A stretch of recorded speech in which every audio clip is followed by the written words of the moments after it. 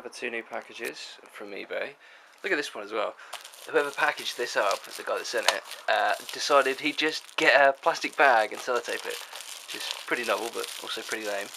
So we'll pop that open first, if I could do such a thing. This is it's a Sega Saturn game, and surprisingly it seems to have survived the trip in a plastic bag quite well. Yeah, this is Rayman for the Saturn. It also came out for the Jaguar and the PlayStation. Strangely enough, I own both those copies of it, but I absolutely loved the original Rayman. Just 2D platforming at its finest on that generation of consoles.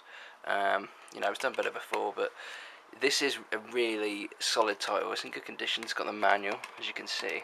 Yeah, just a big fan of it. The music's brilliant as well. Obviously, the Saturn and PlayStation versions have the red book audio, which is a benefit.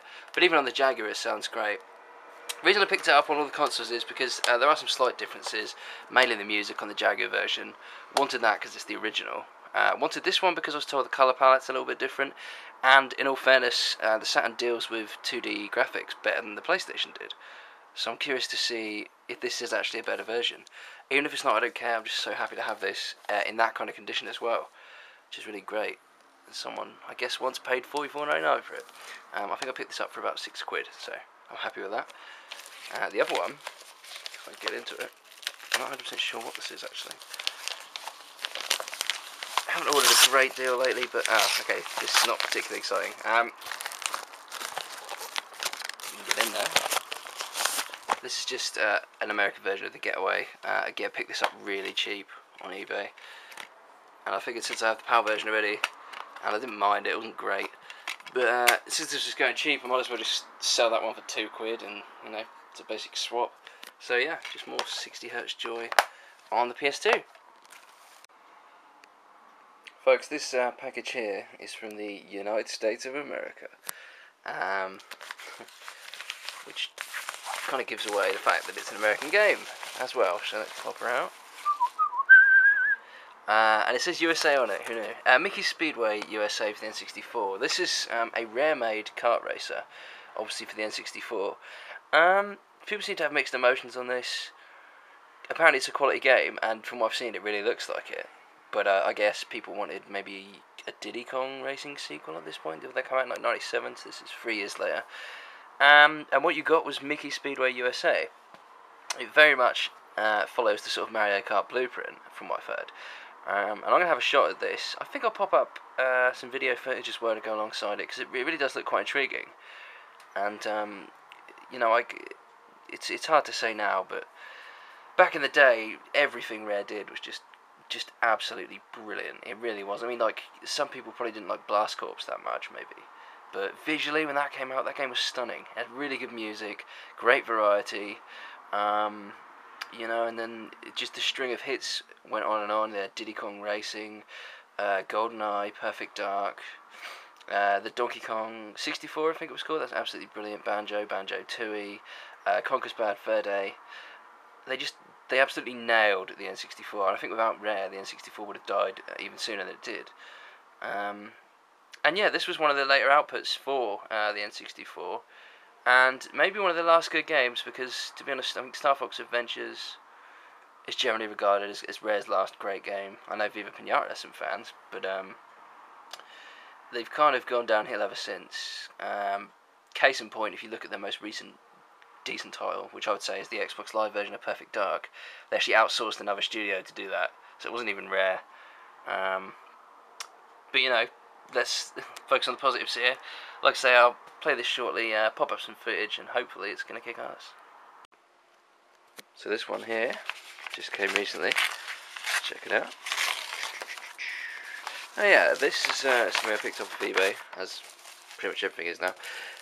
This is X-Men Children of the Atom for the Sega Saturn.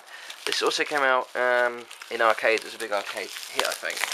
And I think they released it on the PS1 as well. But due to the fact that the Saturn is better suited to 2D games, basically, especially 2D beat-em-ups, this was the superior version. I think it's got more frames of animation, and it just runs a lot better. So that's pretty cool. And yeah, I mean, this is a game I played in the arcades when I was a kid, and it just blew me away. The sprites were huge. You know, to me it was like Street Fighter on steroids. The sprites were enormous. You could be smashed through the roof of the level or the floor of the level and go into a completely different part, which at the time just completely blew my mind. I mean, you've got to remember this is, what are we looking at here? 1996. And just going to an arcade and seeing this was just incredible.